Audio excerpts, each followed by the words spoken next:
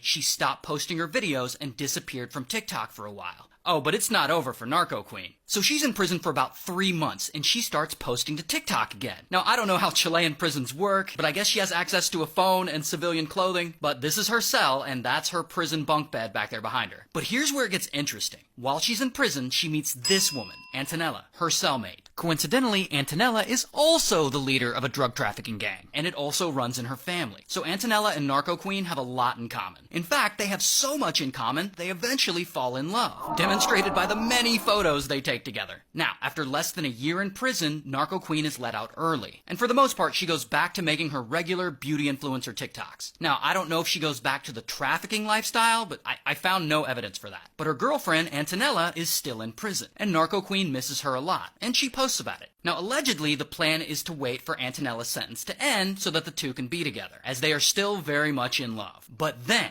one day, Narco Queen had been out for about 6 months, and she needs to get her nails done, so she goes to drive to the nail salon nearby. And that's when several men in masks rush her car, and she stops in the middle of the road, and she gets out, and she tries to get away. But they pune her. Then the men start to leave, but they come back and pune her several more times to make sure she doesn't get back up. And no, she doesn't get back up. And it all happened on camera in broad daylight. They then took her car as a getaway vehicle. And they drove her car quite a distance, and then they abandoned it and set it ablaze. Now, police believe the motive for this involved settling scores, potentially related to all the beef with rival gangs that led to these videos.